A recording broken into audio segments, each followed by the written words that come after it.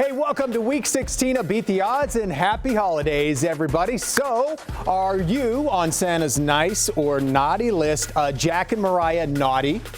Me and Teddy, nice. That's right. Keep watching this show or you're going to be on the naughty list too. Beat the Odds starts right now.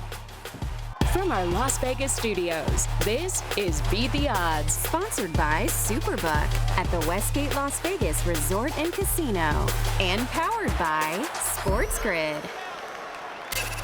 And here we go. Welcome inside our Las Vegas studio. I'm Dave Hall. And I'm Mariah Janos. For the record, being on the naughty list, always more fun, more stories to tell, you know. So I think you're just a little bit jealous. Jonathan Taylor is also on the naughty list too. Stop dropping the ball before crossing the goal line. It's really that simple. And it happened twice last week. Yep. Joining Teddy on the nice list, Aaron Rodgers, Davante Adams, the old guys. Looked awesome last week, just like we look awesome with the crushed velvet. Yeah, way to go, Mariah. We're rolling today. All right, coming up on today's show, Teddy will talk about all the quarterback injuries and what it means for the betting lines. Jack is on a fact-finding mission. That's a first. Plus our player prop showdown and best bets. And I'm chatting with Brandon Marshall about one team in the NFC North that has been hit with the injury bug at the worst possible time. And if they can overcome it, our friends from SportsGrid are back too. Hey, Vegas, we're excited to beat the odds with you guys once again. Coming up, Joe Lisi and I will look at an awesome turning back of the clock from New York, and specifically Davante Adams, and an old-school, predictable letdown from Miami, and Tua and what it means moving forward. So sit back, and we'll join you guys in just a bit. It's back out to the crew in Vegas. Okay, so we don't have the fat guy in a red coat, but we do have Fat Jack and Teddy in a sports coat. Absolutely, so that's going to have to do. Excited for the holidays. Yeah. Yeah, making a little bit of money, doing Once well. again, on the naughty list, as usual. You know what? That party's going to be kicking it. I'm telling you. Lots of great things at that by the end of the year party. So we're going to have a good time, and hopefully be able to make some money as well. Well, some football teams also on the naughty list, Teddy. We got a lot of shockers. We sure do. Shockers and stunners. Let's start there. And let's start in San Francisco, where L.A. just held San Fran to 2 field goals. L.A. didn't score a touchdown. They won the game. That might have ended San Fran's season. We had a point spread reference from a pro player. We always get interested when that happens. CeeDee Lamb for Dallas talked about how they didn't like the fact they were underdogs to Carolina. They showed it on the field. You don't see those every day, but once in a while, they're certainly worth noting. Buffalo, back-to-back near-perfect games on offense. They've now scored 30-plus in each of the last 8 ball games. And, of course, these guys referenced the Jonathan Taylor fumble at the top. When you get to the 1-inch line and you don't get the TD, and, of course, 24-0 Denver run out after Taylor's fumble, that changed the game. Let's not forget the missed extra point on Monday Night Football loomed large for Vegas backers. I know, the other side missed a field goal, but Vegas missed the extra point. Plus 5.5, no good. Well, I missed a field goal, but besides that, if you lost on that game, you're not being a good steward of your money. We've talked about that before, but some of these games, they're indicators on how well you're watching things leading up. That game was 5.5 for about 5 seconds. It was 6.5 a lot. So if you're giving more than 6 and playing the favorite there, you're not being a good steward of your money. And the reverse side of that, if you had Las Vegas lower than 6, come on, guys. I mean, take a little bit of time and look where the lines are going. And this Sunday, Jacksonville coming to Vegas. Oh, that might be the worst game of the entire season. That's saying a lot, though. We've had some of them that have been bad. It is saying a lot, yeah. That's not the only doozy this week. But we got to talk about some stunners from last week, too, because I saw New Orleans showing real signs of life. This has been a lousy team for about the last 3 months since starting the season 2-0. But they went for 2 at the end of the game like you're supposed to, and they failed. Good news for Washington, at least on the money line. Gangrene showed signs of life. That's the best I've seen Aaron Rodgers and Davante Adams look all year long. They got a victory and faced adversity doing so. We'll give them credit. Books got buried with Baltimore money. Nobody is betting the G-Men. Jack will talk more about the G-Men before this show is through. And what about Tampa? Is Tampa for real? They certainly looked like it last week with a big win in L.A. Yeah, maybe the Tampa side is a team we want to pay attention Well, I wonder who saw that early. Operation Clean Sweep and our best bets last week with Tampa and the over. Easy wins.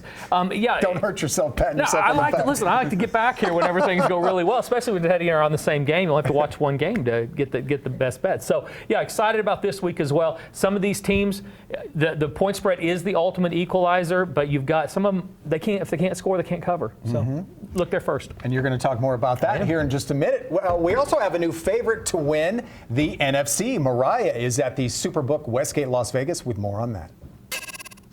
Thanks, Dave. I'm here with Executive Director of Superbook Operations, John Murray. John, before we get into Week 16, Week 15 was a bit wild. How did you guys do overall? We did well. The afternoon games were really good for us. Buffalo beating Detroit, Tampa Bay winning in LA. Those are the two highlights for us. But I'll tell you, we would have done a lot better if it wasn't for a blocked extra point on Monday night down the street. That was really bad for us. And looking at the adjustments heading into Week 16, we got some changes. If you look at Atlanta, Kirk Cousins is benched, in comes Michael Penix Jr.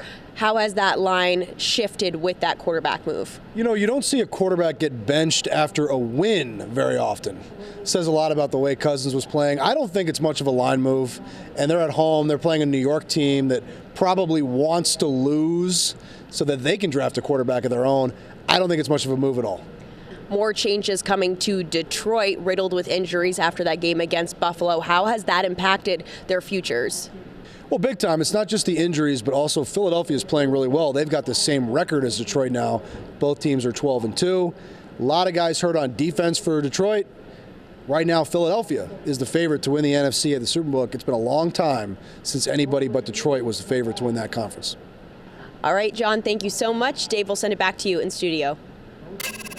All right, thanks, you two. A lot of quarterbacks dinged up right now. Teddy's going to tell us what that means for the betting lines. Plus, Jack is normally full of hot air, but today is on a fact-finding mission. Okay, see what facts he found. Before we head to break, with a win in Week 15, Baltimore quarterback Lamar Jackson recorded his 6th game of his career with 5 touchdown passes and no interceptions. That's the 3rd most all-time. Who has more? The answer after the break. Beat the Odds is sponsored by Superbook Westgate Las Vegas and powered by Sports Grid. Welcome back. Before the break, we asked you, with a win in Week 15, Baltimore quarterback Lamar Jackson recorded his 6th game of his career with 5 touchdown passes and no interceptions. That's the 3rd most all-time. Who has more? The answer, just 2 future Hall of Famers, only the GOAT, Tom Brady, and another legend, Drew Brees, have more. They both have 8 games with at least 5 touchdown passes and no interceptions. All right, it's time to welcome in our champ, Brandon Marshall. Let's talk about Detroit, the team that everyone has been hype on since last season. It was supposed to be their year. Now things are pretty unclear. Detroit is lapping the rest of the league in the number of injuries on the roster. Currently, there are 22 players on IR, PUP, or out, 16 of them on the defensive side alone. They say defense wins championships. Yeah. With all of these injuries, is the championship window sealed shut at this point? I mean, it's definitely sealing, and it's definitely closing, because with all these injuries, right, with all of their star defensive players out, how can they sustain, how can they stop somebody in the playoffs, right? And then ultimately, how we see it in the business is you have to be able to run the football and play defense in the playoffs. And if, obviously, they'll be able to run the football, obviously, but they have David Montgomery out. Jahmyr Gibbs is still a great talent, but can they play defense? Can they stop somebody when they need to? You can't just boat race everybody and try to outscore them. This isn't college football, so it's looking tough, looking real grim for Detroit. Yeah, one name you just mentioned, David Montgomery. He's getting a 3rd opinion on that MCL situation. Yeah. If you're Dan Campbell, are you just like, man, sit down, it's not even worth it with the way we're going? Or you like push through it? So look. Well, Dan Campbell used to be a player, so I would hope that he's more player-centric and say, hey, if you're really hurt, then just sit down. The problem is these coaches and execs, they say, hey, you can play, right? You know, and that's what they've done to me and a lot of my peers. So, you know, they dehumanize you in that aspect because they just want the product on the field. So hopefully Dan Campbell, as a former player, will tell David and say, hey, look, man, just sit down if you are truly hurt. Well, right on the heels of Detroit is Philadelphia. If Detroit is, in fact, kind of moving out of the way a little bit, who is the biggest obstacle for Philly in the NFC? And that's tough. I had actually a tough time thinking about this, but, you know, I'm going to say Green Bay, you know, because first of all, I love, you know, the signing of Josh Jacobs and, you know, how he's moving their offense forward. You know, their defense is top 10 as well. So, you know, I think when it comes to Philadelphia, you know, I'm not really seeing Minnesota, you know, really challenging them, but I do see Green Bay challenging them. All right, things to keep an eye out for. Brandon, thank you so much. We're told Jack worked extra hard on his segment this week. There's a first time for everything, I guess. Take it away, little slugger. Dan Campbell's too busy nailing the window shut on the playoffs right now to have anything to do with running backs playing. I mean, basically, 12 minutes left, let's kick an onside. Well, surely we'll get that, right? I mean, they've got bigger problems than what's going on with the injury front as far as don't even get me started. All right, let's find some winners. We're trying to turn variables into facts this time of year. What can we look at and say that's going to continue to happen based on what we've seen? It's harder early in the year because you have variance. This time of year, there are certain teams that can't do certain things. So when we talk about Buffalo and New England, all right, New England's one of those teams that 31st in total offense. Sorry, Mariah, can't score. All right, they're not scoring the football. Yeah. Buffalo is scoring against everybody. We talked about 30 points per game over the recent run. So I think this is one of those spots. We were talking off the air. Josh Allen, not good against the spread, giving 10 points or more. But if you can't score, you can't cover. So I'm going to go ahead and look at Buffalo as a spot because I don't think New England's going to be able to score many points in this one. When both teams can't score, my second fact, we're going to look under. You'll see a lot of unders out of me this time of year. Jacksonville, and sorry, Las Vegas fans, you saw it. I mean, it was like watching an old man dry heave. It was ridiculous on their offensive side of the ball last week. Okay. And that's going to happen again, I'm afraid, this week. Quarterback issues, obviously, but let's look under the total. Jacksonville also going with the backup quarterback, not scoring a bunch of points. Las Vegas under 20 points per game over the last month. They only got 9 last week, and a lot of people saw in that spotlighted game. Under the total in some of these spots where we can take a variable, turn into a fact where both teams are not scoring the ball. You have to be the most diehard of fans to watch that game on Sunday. Flip back and forth. You have basketball going at the same time. So obviously, Teddy, time of the year where we're getting a lot of injuries, especially with quarterbacks. What does that mean with what you're seeing? Sure, and if you like quarterback injuries, you'll love watching some of these games. Sure. But I want to talk about who's hurt and how much it affects the point spread. And we have to start in Kansas City, where Patrick Mahomes is hurt, and the backup, Carson Wentz, is a significant drop-off. They're not winning a playoff game with Carson Wentz. From a point spread perspective, KC QB injury worth at least a touchdown. Some bettors I've talked to say it's worth more like 9 or 10 points down for Kansas City if Mahomes doesn't play. You have Geno Smith and Sam Howell for Seattle. That, too, a fairly significant drop-off. Not that Smith is an elite QB, but Howell's not. So you figure at least a field goal difference between those two QBs. And then we have a bunch of QB injuries that, frankly, it doesn't make that big of a difference to the point spread. Jameis Winston versus Dorian Thompson-Robinson, DTR for Cleveland. Maybe a point, maybe not even. Spencer Rattler versus Jake Haener in New Orleans. That's no difference from a point spread perspective. Tim Boyle versus Tommy DeVito. Drew Lock is starting this week for the G-Men. Makes no difference for any of the three. Point spread difference, pretty much zero. And then Desmond Ridder versus Aiden O'Connell in Vegas. Again, not much of a difference from the starter to the backup in those situations. This time of year, also important to watch what the line's doing based on public money coming in on these quarterback changes, because sometimes you can find value in the underdog simply based on everybody jumping on one side because the quarterback's not going to start. All right, good stuff. Thanks, guys. So Aaron Rodgers and Davante Adams turn back the clock. I mean, huge game. Question is, can they do it again? Here is Sports Grid.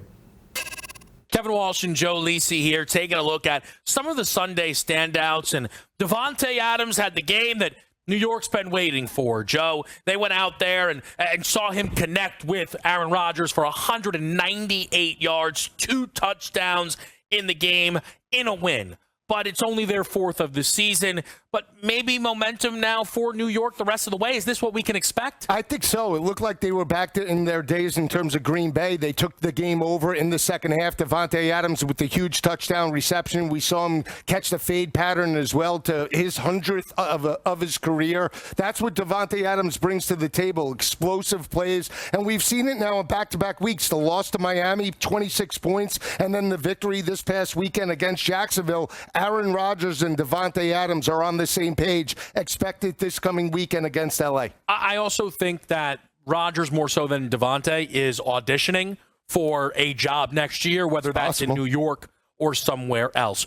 Cooper Rush, maybe not auditioning for a starting job, but probably to hold down that backup job in Dallas. And what he did against Carolina is really all you can ask for. 214 yards, 3 passing touchdowns, avoids an interception, for Dallas. They know Dak is their guy, and I think they know that if they ever have to, they're happy to turn to Cooper Rush. And still have a slim playoff chance the rest of the way. He got CD Lamb involved with a huge touchdown reception. He's played well. He's had multiple 200-yard performances. And again, he is the solid backup to Dak Prescott moving forward. So expect the same out of Cooper Rush, and they have a tough opponent this coming weekend in Tampa Bay. Quickly in the desert, Arizona's James Conner went for 2 scores. First time he scored in his last 3 games there. Do you think we can get a strong close to this season for one of the more veteran backs in the league? Absolutely. When Arizona's offense is hitting on all cylinders, James Conner is making plays, not just running the football, but out of the backfield in terms of the receiving game. Expected to continue if they challenge for an NFC West title. Such an underrated catcher of the football out of the backfield. You can tell that the relationship he has with Kyler is one of the most important there and gives him that type of security. All guys that we'll certainly be focusing on the rest of the way. You're watching Beat the Odds, sponsored by Superbook at the Westgate Las Vegas Resort and Casino and powered by Sports Grid. Oh, come see us in Vegas. The weather is perfect right now. It's like 65 degrees. Scan that QR code. It's our website, beattheoddstv.com. Now let's pass it back to our buddies over at Sports Grid. Kevin Walsh and Joe Lisi, we take a look at some of the underwhelming performances from this past weekend. And I got to tell you, Joe, I think Miami takes the cake, specifically their quarterback, Tua Tagovailoa, who had 3 interceptions, each more costly than the last. And a guy who I think has done a nice job overall this year, changing his perception. I think this is one of the lowest moments of his career, and it brings back all of these questions. Not, again, just, hey, what do you think you get from Tua next week? It's, what do you get from Tua next season and the season after that? That depends if their head coach, Mike McDaniel, is still walking on the sidelines, because that was a pitiful performance against Houston. We talk about Mike McDaniel as a head coach against teams that are 500 or greater. He's just 3-15 straight up. They couldn't run the football this past weekend. Less than 60 yards on the ground, 2.7 yards per carry, and that puts a lot of pressure on Tua to do a lot in terms of the passing attack. So, again, big picture, I think he'll still be the quarterback to lead Miami to potentially an AFC championship, but without Mike McDaniel, that's the best thing that could happen. Again, you've been low on McDaniel throughout his time. I've been higher with questions on Tua. I think this season has started to shift the power dynamic. Look, I don't want to overreact. Last week, I went right back. Yeah. Get Mike somebody else. Maybe they're not good for one another. That was such a damaging game where, what do you think next week's going to be? Well, it's tough to tell because I don't know how good San Fran is. I know if it was the usual San Fran, it would be a huge panic what we would get out of him. So I guess just such an underwhelming game all in all. Speaking of underwhelming, Carolina booked as a favorite for the first time in a long time, and people thought that would mean great things for their back and Chuba Hubbard. He, along with the team overall, very disappointing last week. Yeah, not the performance that we saw a couple weeks ago against the Philadelphia defense, right? Chuba Hubbard did score. The rushing attack was very productive in terms of that matchup. But Dallas's defense moving forward has been very good in back-to-back weeks, and that's why I thought you saw Chuba Hubbard struggle this past weekend. But expected to pick up. Chuba Hubbard is a main proponent of that offense. And just quickly, in Baltimore, I feel as if the game where we see Lamar throw 5 touchdowns and none go to Zay Flowers, maybe just that reminder, this team still does lack a true number one. Lamar having that day and Zay having that day, just a little bit of a signal of something like that. All right, one's a nutcracker, the other's just a nut. It's Teddy against Jack in our player prop showdown. Today, the boys will debate Caleb Williams. Let's talk Caleb Williams over under a half interception, or will Caleb Williams throw a pick? I'm going to say he's going under half interception, or he will not throw an INT this week. He threw 4 INTs the first 3 weeks of the season. He has 1 in the last 11 games. He's not been throwing interceptions. We have a potential bad weather game in Chicago, which means more running than passing.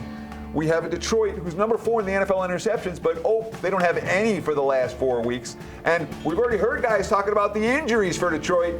That defense riddled, which means shortened the game, which means fewer chances to throw.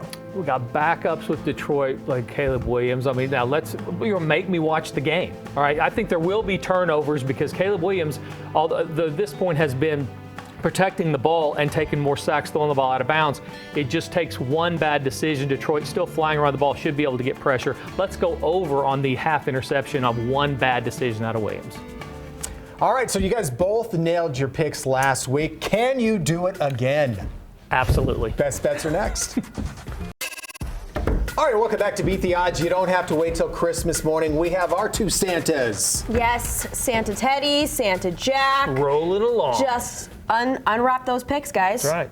All right, well, let's start in Miami. Should we do that, or you want to go first? No, get after it. All right, Let's do it. I'll go first. Let's talk about San Fran, Miami. God. And we're kind of backwards this week, Jack. I like the under in this game. 44.5, the really number as we speak. These are not two offenses that are clicking on all cylinders right now. Miami just 3.6 yards per play last week. San Fran just 3.3 yards per play last week. Both about 2 yards per play below league average. Miami's got injuries everywhere. Both starting tackles are out last week. Jalen Waddle, their big playmaker, or one of the big playmakers, out as well. San Fran's offense has been working in recent week. Brock Purdy's led them to 17 points or less 4 times their last 5 games. And both defenses are fighting. I like the under Miami and San Francisco. Yeah, I could have gone total or side in my play, but I'm going to go side because we're talking about variables into facts. The G-Man can't score. They don't have anybody that can put the ball in the end zone, and I don't care who's playing quarterback for Atlanta. It can't get any worse than it was last week. I think that you'll get a more mobile runner out of Penix. I think even if he goes down because he's getting outside the pocket, taking chances, they know what they're getting. Their defense is really good. They run the football effectively. Let's go Atlanta minus the 8.5 against the G-Men. What's your Christmas wish, Jack? For 25 more wishes. That they make this. Oh, you're one of those. I wish if you had 3 wishes, you'd ask for 3 more wishes. I wanted to make come this on. in a triple X, all right? So I'm going to double vest it, and I'm going to wear it out for New Year's. Oh, perfect. All right, so you got your outfit ready to go. That's right. What about you, Mariah? I'll mail it. What's your wish? I don't even know. Peace More and money. Love. Peace and love. Give me money.